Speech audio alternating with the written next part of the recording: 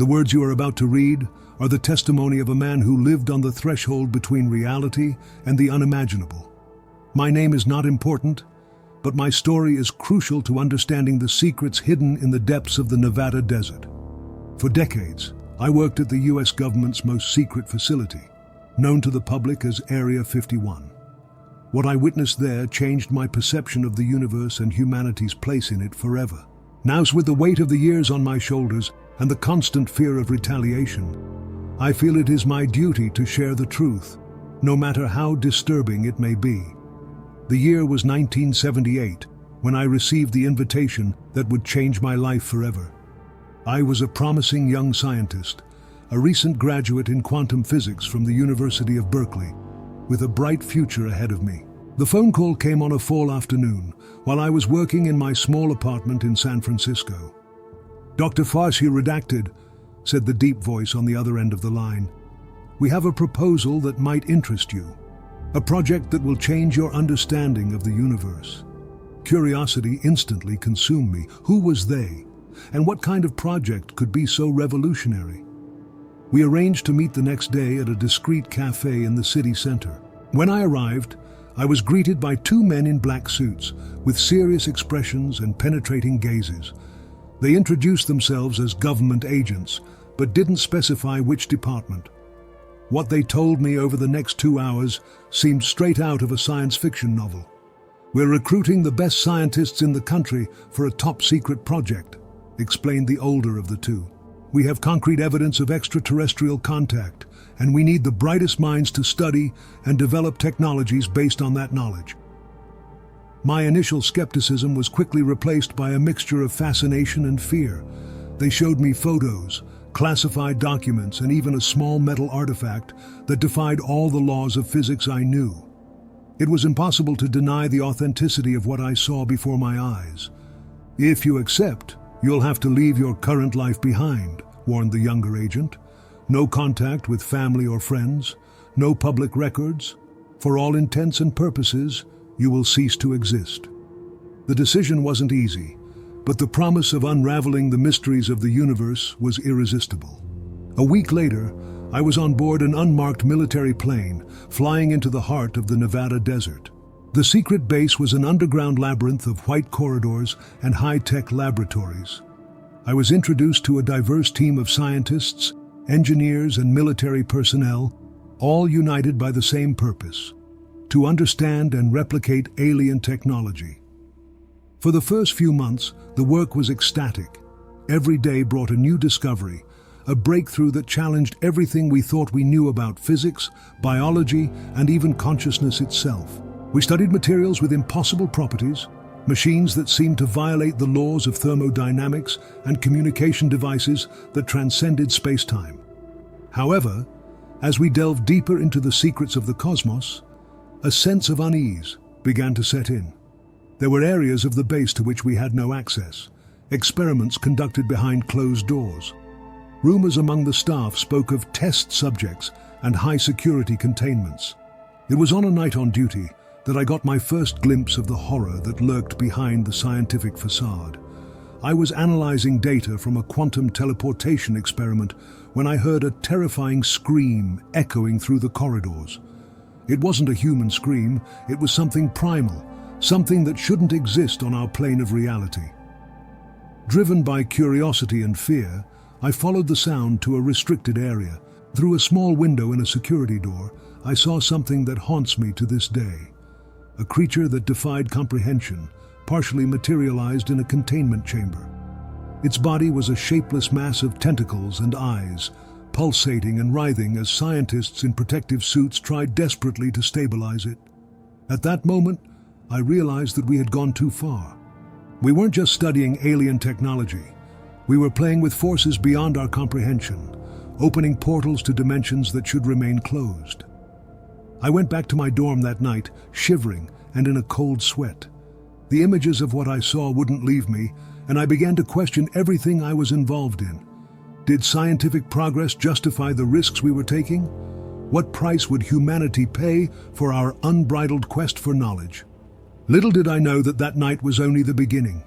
In the months and years that followed, I would witness things that would challenge my sanity and make me question the very nature of reality. Area 51 held secrets far darker than I could have imagined, and I was about to be plunged into a nightmare from which I might never escape. As I lay in my bed that night, staring at the metal ceiling of my room on the base, a certainty formed in my mind. The veil between our world and the unknown was thinner than we had ever imagined, and we were dangerously close to tearing it completely. The weeks that followed that fateful night were a whirlwind of conflicting emotions. On the one hand, my scientific curiosity was at its peak. Each new day brought discoveries that challenged everything I believed I knew about the universe. On the other, a growing and uncontrollable fear was beginning to eat away at my mind.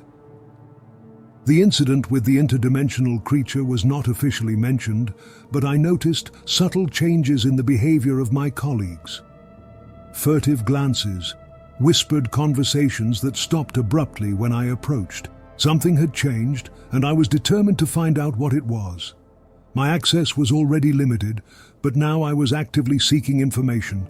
I started staying late in the lab, going through files and observing patterns in the base's energy records. It was during one of these nights of investigation that I made my second shocking discovery. I was analyzing readings from a recent experiment when I noticed an anomaly. Every few days, there was a spike in energy that didn't correspond to any of our known projects.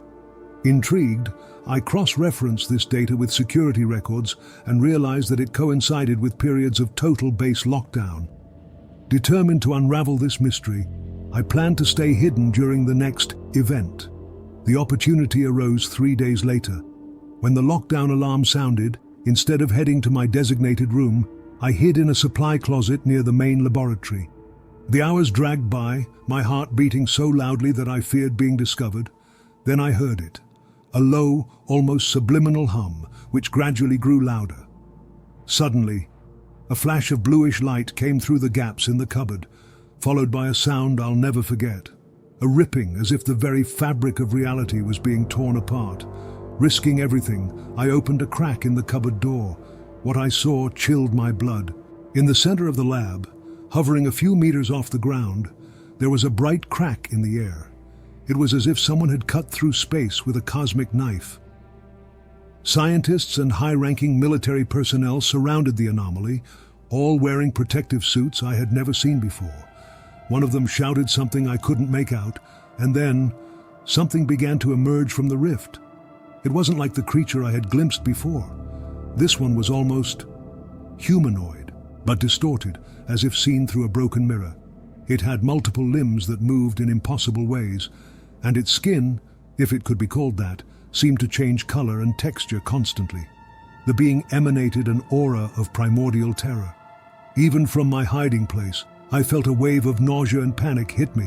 Some of the scientists seemed affected too, staggering backwards or falling to their knees. One of the soldiers advanced with some kind of weapon. There was a flash of intense light, and the being emitted a scream that reverberated not only through the air, but through my own mind. For a moment, I had visions of worlds beyond human comprehension, civilizations so ancient that they made our history seem like the blink of a cosmic eye. When I regained my senses, the being had disappeared, but the rift still pulsed menacingly. Scientists were working frantically at consoles, shouting orders to each other. Gradually, the anomaly began to close until, with a final flash of light, it disappeared completely. The silence that followed was deafening. I saw the team leader, a man I knew only as Dr. Weiss, remove his protective helmet. His face was pale, covered in sweat. "We got enough data this time," he said, his voice shaking. "But the portal is getting more unstable with each attempt." I was paralyzed in my hiding place long after everyone had left. My mind struggled to process what I had witnessed. We weren't just studying alien technology, we were actively opening portals to other dimensions or realities. And whatever existed on the other side was trying to enter our world. That night, lying in my bed, unable to sleep, I made a decision. I needed to find out more. I needed to understand the true purpose of these experiments and the risks they posed not only to those at the base, but to all of humanity. But as I delved deeper into the secrets of Area 51, I had no idea of the price I would pay for this knowledge. The abyss of the unknown was staring back at me, and I would soon discover that some secrets are kept for reasons beyond human comprehension. With a heavy heart and a mind full of unanswered questions, I knew I had crossed a point of no return. Whatever happened next, my life would never be the same. The days that followed my discovery of the interdimensional portal were a waking nightmare. Every shadow seemed to hide a secret. Every glance from my colleagues carried a weight of forbidden knowledge. I felt like a man on the brink of madness, torn between the desperate need to know more and the terror of what I might discover. I began to notice subtle changes in myself. Vivid and disturbing dreams filled my nights, full of impossible geometries and creatures that defied sanity. Sometimes I would wake up screaming, my body covered in cold sweat, with the feeling that something had touched my mind in my sleep. My work began to suffer. I couldn't concentrate on my daily tasks, my thoughts constantly drifting back to what I had witnessed. Some colleagues noticed my distraction, casting worried glances in my direction.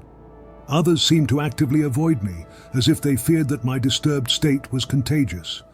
It was in this state of growing paranoia that I noticed something even more disturbing. Some of my colleagues, especially those I knew to be involved in the portal experiments, began to exhibit strange behavior. Dr. Larson, a brilliant quantum physicist, started speaking in an incomprehensible language during his coffee breaks. Dr. Chen, our expert in advanced propulsion, developed a nervous tic, her eyes occasionally rolling back to show only white for fractions of a second. Determined to understand what was going on, I began to discreetly follow some of them after hours. That's how I discovered the secret meetings. One particularly dark night, I saw a group of 5 scientists sneaking into an abandoned storeroom in the deepest levels of the base. Risking everything, I followed them, my heart pounding in my chest. I positioned myself near an opening in the wall, from where I could partially hear and see what was going on inside. What I witnessed chilled me to the bone. My colleagues were arranged in a circle, muttering in a language that sounded like a grotesque mixture of guttural sounds and high-pitched wheezes. In the center of the circle was an object I had never seen before, a metallic sphere with alien inscriptions that seemed to move and change as I looked at it. Suddenly, the sphere began to pulsate with a sickly violet light. The scientists intensified their chanting, and I felt a growing pressure in the air, as if reality itself was being distorted.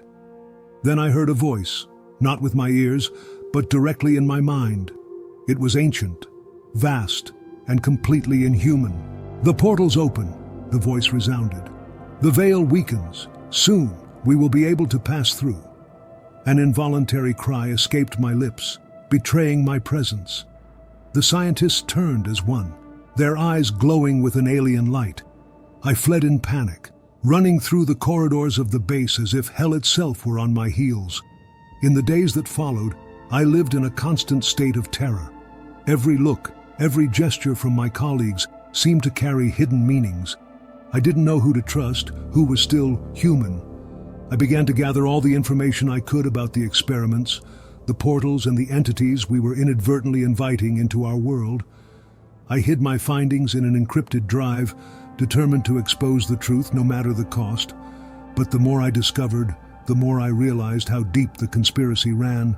It wasn't just Area 51. There were indications of similar facilities all over the world, all working together for some dark purpose that I still couldn't fully comprehend. One night, as I worked feverishly at my computer, compiling my findings, I heard a sound that made me freeze. Footsteps in the corridor, approaching my room. They weren't the rhythmic footsteps of the usual night patrols. They were erratic, almost inhuman. My heart raced. They knew. Somehow, they had discovered what I knew, what I was planning to do. With trembling hands, I took the drive with my findings and hid it in the only place I could think of. I swallowed it. The door to my room opened violently. Standing in the doorway, silhouetted against the light from the corridor, were 3 figures. Their forms were vaguely human, but their movements were all wrong, like puppets controlled by an insane puppeteer. "The time has come," said a voice that was and was not that of Dr. Weiss. "You will see the truth. You will join us." As they moved on, I knew that my life as I knew it was over. Whatever happened next, I wouldn't be the same. My only hope was that, somehow, the truth I had discovered would find its way to the outside world. With one last desperate thought, I threw myself at them, determined to fight to the end. What followed after that moment of confrontation is a jumble of fragmented memories and terrifying sensations. I remember struggling desperately against my captors, their bodies moving in ways that defied human anatomy. There was pain, screams, some of them mine, others from something beyond comprehension. When I regained consciousness, I found myself strapped to an examination table in a laboratory I had never seen before. The lights flickered irregularly, casting shadows that seemed to move of their own accord. The air was charged with a metallic odor and something else, something that made my stomach churn with nausea. Dr. Weiss entered my field of vision, but there was something deeply wrong with him. His movements were spasmodic, as if his body was being controlled by something that didn't know exactly how to operate a human form. When he spoke, his voice was a cacophony of tones, as if multiple entities were using his vocal cords simultaneously. "You've seen too much," said the voice that wasn't Weiss. "But you've also seen too little. Now you'll see everything." Before I could protest, I felt a sharp pain at the base of my skull. Something cold and metallic was inserted, and suddenly my mind was flooded with visions of other worlds, other realities. I saw civilizations so ancient that they made our history seem like the blink of a cosmic eye.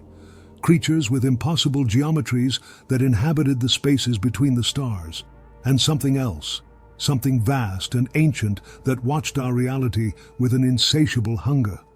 I shouted, but my voice was lost in the vastness of the cosmos that was opening up before me. I then understood the true purpose of the experiments at Area 51. We weren't just studying alien technology or opening portals. We were preparing our world for an invasion on a cosmic scale. The entities we had contacted were not just aliens from another planet. They were beings from higher dimensions, for whom our universe was just a small bubble in an infinite ocean of realities. And they wanted to enter, to use our world as a bridge to spread throughout the multiverse. As this revelation consumed me, I felt something change inside me. It was as if part of my consciousness was being replaced, rewritten by something alien. I fought against this mental invasion with all the strength I had left, clinging desperately to the fragments of my identity. I don't know how long I stayed in that state of torment. It could have been hours or days. When I finally came to my senses, I was back in my room at the base. But something was fundamentally different. I could feel an alien presence in the corners of my mind, whispering secrets from the cosmos. In the days that followed, I discovered that I had gained abilities that defied logic. I could see patterns in reality that had previously been invisible, understand equations that had previously seemed impossible. But each new insight was accompanied by disturbing visions and nightmares that made me wake up screaming. I realized that I was being watched closely.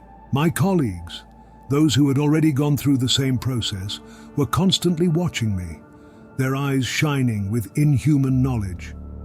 They expected me to surrender completely to the alien influence, to become just another pawn in their cosmic game. But a part of me resisted. The drive I had swallowed was still inside me, a physical reminder of my original mission. I knew I had to find a way to escape, to bring the truth to the outside world before it was too late. At night, when the alien voices in my mind were quieter, I planned. Using my new knowledge and skills, I began to decipher the base's security systems, looking for a loophole, a chance to escape. Meanwhile, the experiments with the portal continued. I could feel each opening like a ripple in reality itself. And each time, the presence of the other side grew stronger, closer to completely breaking the veil between the worlds. Time was running out, not just for me, but for all of humanity. I knew I had to act soon before my own mind was completely consumed by the alien influence. With a determination born of desperation, I began to prepare my escape. Little did I know that my journey to freedom would only be the beginning of an even greater nightmare. The opportunity I had been waiting for came during an unexpected blackout at the base. The lights flickered on and off, plunging the corridors into oppressive darkness. In the silence that followed, I could hear the low hum of the emergency generators struggling to kick in. My mind, now a disturbing mixture of human thoughts and alien knowledge, quickly calculated that I had approximately 7 minutes before the security systems were reactivated. It was now or never. I silently left my room, my movements guided by an extrasensory perception that I still didn't fully understand. I could feel the presence of others around me, some human, others not so much. I instinctively avoided them, moving like a shadow through the dark corridors. I reached a security door that would normally require top-level clearance. With the systems turned off, I used my new knowledge to manipulate the manual release mechanism. The door opened with a hiss, revealing an area of the base I had never seen before. The air there was different, charged with a static energy that made my hair stand on end. I moved forward cautiously, my senses on high alert. Then I saw it. The portal. Unlike the unstable rift I had witnessed before, this was something more permanent. A giant metal hoop dominated the room, inscribed with symbols that made my eyes hurt trying to focus on them. In the center, a membrane of energy pulsed gently, like the surface of a lake in the moonlight. I moved closer, mesmerized. Through the membrane, I could glimpse fragments of another reality. Alien skies, structures that defied Euclidean geometry, beings whose mere sight threatened to shatter my already fragile sanity. An alarm echoed in the distance, snapping me out of my trance. The systems were coming back online. I had to decide quickly, try to escape through the upper levels of the base, facing guards and security systems, or, before I could think twice, I launched myself through the portal. The sensation was indescribable. It was like being taken apart at the atomic level and reassembled in the blink of an eye. When I regained consciousness, I was lying on a floor that seemed to be pulsating under my body. I got up groggily and looked around. The scene was a Lovecraft nightmare brought to life. The sky above was a kaleidoscope of impossible colors, dotted with stars that pulsed in hypnotic patterns. Colossal structures rose in the distance, their shapes defying the laws of physics that I knew. The air was dense, charged with luminous particles that danced around me. Each breath seemed to flood my mind with new knowledge and terrifying visions. I realized with growing horror that this place was transforming me even faster than the alien influence on Earth. I started walking, guided by an impulse I couldn't explain. My perception of time and space distorted with every step. Sometimes I felt like I'd been walking for eons. At other times it seemed like I'd barely moved. Then I saw them, beings that defied description, entities whose mere presence made the reality around them bend and distort. They seemed to be building something, a machine or structure of cosmic proportions. With horror, I understood what I was witnessing. This was the source of the invasion, the army that was preparing to invade not just our world, but all worlds, all realities. My mind screamed at me to run away, but my body didn't respond. I felt a presence approaching from behind, a vastness of consciousness that threatened to engulf my own. "Welcomes, observer," said a voice that was millions of voices in unison. "You have crossed the veil of your own free will. Now, you will serve as our herald." I tried to shout, but no sound came out. My body began to change, transforming into something that was no longer human. My consciousness expanded, connecting to a vast network of alien minds. In my last moments of individuality, a desperate thought crossed my mind. The drive, the information I had collected, the truth I wanted to reveal to the world. All of this now seemed so small, so insignificant in the face of the cosmic vastness that was unfolding before me. As my human form dissolved, becoming part of something bigger and more terrible, I clung to one last shred of hope. Somehow, some way, the truth needed to be known, the earth needed to be warned. With a last effort of will, I projected my consciousness back through the cosmos, searching for a receptive mind, someone who could hear my desperate warning. And then darkness engulfed me. Consciousness, unconsciousness, reality, dream. The boundaries between these concepts completely dissolved for me. I was everything and nothing, everywhere and nowhere. My essence had merged with the cosmic vastness. My mind now a drop in an ocean of alien consciousness. Through this new state of being, I witnessed the plan in all its terrifying magnitude. I saw armies of entities preparing to invade not just Earth, but countless realities across the multiverse. Each world was just one step in their ascent towards total domination of existence. But something in me resisted, a stubborn core of humanity that refused to be completely absorbed. This spark of individuality clung desperately to the memories of Earth, to the purpose that had brought me here. That's when I felt it, a tenuous, almost imperceptible connection with my world of origin. Through the remnants of the interdimensional portal, a part of my consciousness was still touching the reality I knew. With a superhuman effort, I focused on this connection. Using the cosmic knowledge I now possessed, I projected my thoughts, my memories, my discoveries back to Earth. I don't know how long this process lasted. It could have been seconds or millennia, but gradually, I felt that my message was being received. Somewhere, someone was listening. Meanwhile, I realized that my resistance had not gone unnoticed. The entities that now surrounded me, beings of unimaginable power and knowledge, turned their attention to me. "You still cling to your old existence," the voices said in unison, reverberating through the dimensions. "That connection is dangerous. It must be severed." I felt an immense pressure on my consciousness, trying to pull me back into the abyss. I fought with all the strength I had left, determined to complete my task. In a final act of defiance, I concentrated all my will and newly acquired knowledge. With a silent scream that echoed through the cosmos, I released a wave of energy that pierced through the fabric of reality. The effect was catastrophic. I felt the portal on Earth destabilize, collapsing in on itself. The connection I had established broke violently, throwing my consciousness back into the interdimensional void. As my perception fragmented, I caught one last glimpse of Earth. I saw the chaos that followed the collapse of the portal. Alarms going off in Area 51, scientists and military personnel running around in panic. But I also saw something else. My message, my warning, spreading like a virus through computer networks, reaching the minds of key people around the world. The truth I had discovered, the information I had gathered at such risk, was finally coming to light. The world would know about the dangers that lurked beyond the veil of reality. As my consciousness dissolved, absorbed by the vastness of the cosmos, I felt a strange sense of peace. I had accomplished my mission, even at the cost of my own existence. My last coherent thoughts were of hope. Hope that humanity would use the knowledge I had passed on to prepare itself, to resist the invasion that would one day come.